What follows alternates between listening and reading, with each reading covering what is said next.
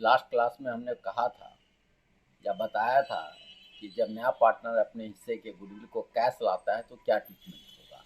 आज हम बात करेंगे कि जब नया पार्टनर अपने हिस्से के गुडविल को नहीं ला पाता है कैश, तो उस स्थिति में क्या ट्रीटमेंट होगी। आइए देखते हैं। When new partner does not bring his share of goodwill in cash. Suppose किया जाए कि किसी फर्म्स के गुडविल का वैल्यू, फर्म्स गुडविल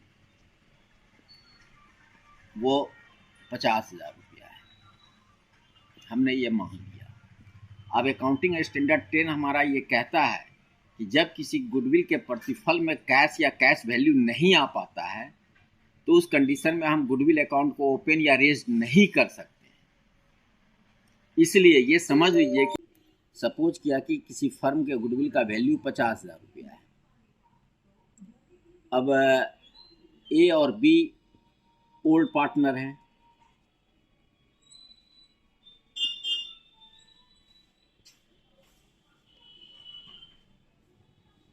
सी एक नया पार्टनर है,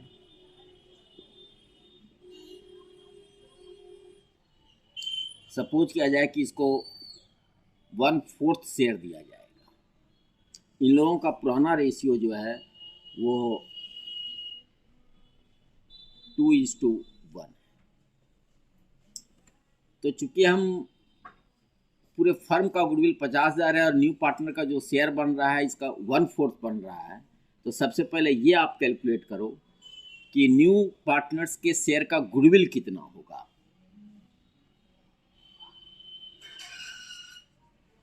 यानी share of goodwill of new partner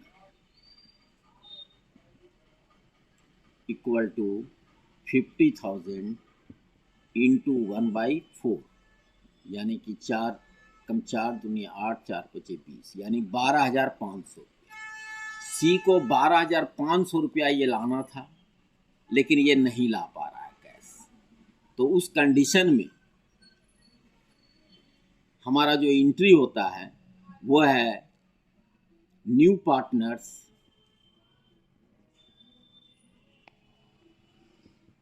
current account debit to old partners capital account. Old partners capital. अब आप ये कहोगे कि न्यू पार्टनर का करंट अकाउंट हमने क्यों रेज किया। तो यदि हम यहाँ कैपिटल अकाउंट लिखते हैं तो ये जो भी कैपिटल इसका होगा वो कम हो जाएगा, इसलिए हम लोग करंट अकाउंट लिखते हैं ताकि इसके कैपिटल पे कोई इफेक्ट नहीं पड़े। अब इसको अगर अकाउंटिंग ट्रीटमेंट करना हो, इसका नरेशन भी जान लीजिए और तब बहुत क्लियर हो जाएगा। Being new partners current account debited with his share of goodwill and credited to old partners capital account. Old partners capital account in their sacrificing ratio.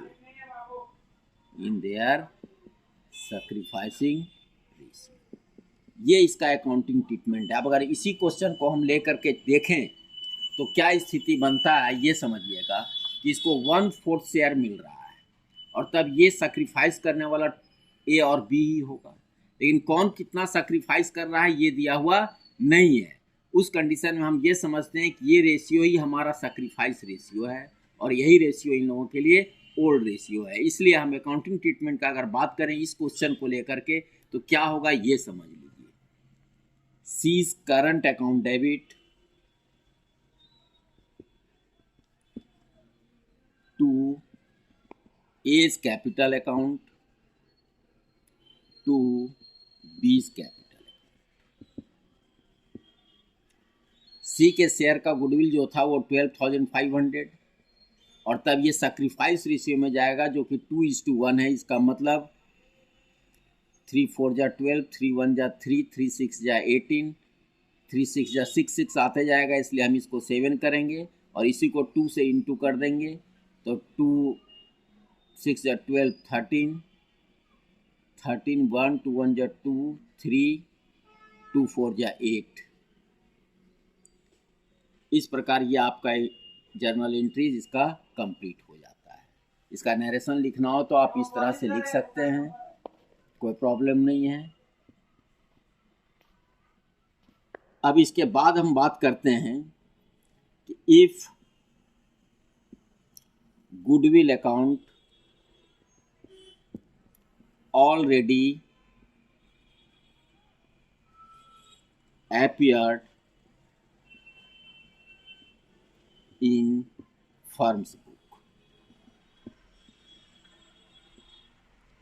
यदि फर्म के बुक में किसी एडमिशन के केस में या admission of a new partner के case में अगर फर्म के बुक में गुडविल अकाउंट पहले से अपीयर हो, पहले से खुला हुआ हो, यानी कि बैलेंस शीट के एसेट साइड में आप देखोगे तो वो गुडविल अकाउंट नजर आएगा। और इस केस में अगर किसी नया पार्टनर का एडमिशन हो रहा है तो आप ये समझ लेना कि उस गुडविल अकाउंट को पहले राइट ऑफ करना होगा। अगर आप राइट ऑफ नहीं करते हो तो इसका मतलब है कि आप गलत हो। राइट ऑफ करने के लिए क्या है नहीं है इसको हम लोग समझते हैं। In this case first of all goodwill account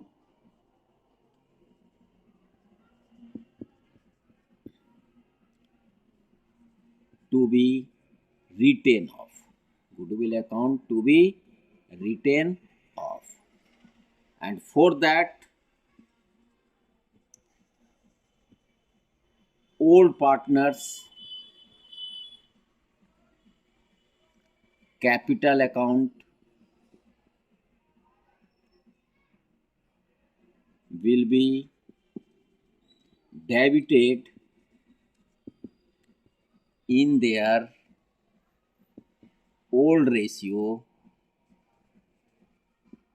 and credited to goodwill account. अगर आप ऐसा कर देते हो तो इसका मतलब है कि ये गुडविल अकाउंट राइट ऑफ हो जाएगा। बहुत क्लियर हो गया कि यदि गुडविल अकाउंट पहले से अपीयर हो तो इसके लिए हमको ओल्ड पार्टनर्स कैपिटल अकाउंट को डेबिट करने होंगे उसके ओल्ड रेशियो में और क्रेडिट करना होगा किसको, गुडविल अकाउंट को। जब गुडविल अकाउंट को हम क्रेडिट कर देंगे तो automatically goodwill account right of हो जाएगा। और तब इस संदर्भ में अगर हमको क्वेश्चन समझना हो तो हम नेक्स्ट क्लास में या नेक्स्ट टाइम में हम इसको फिर डालेंगे। इसको आप कंटिन्यू रहिए और समझते चले जाइए। चैनल को सब्सक्राइब करना नहीं भूलिएगा और चैनल जो भी हमारा चैनल में आ रहा हो उसको पूरा देखने का काम करें। Okay, thank you.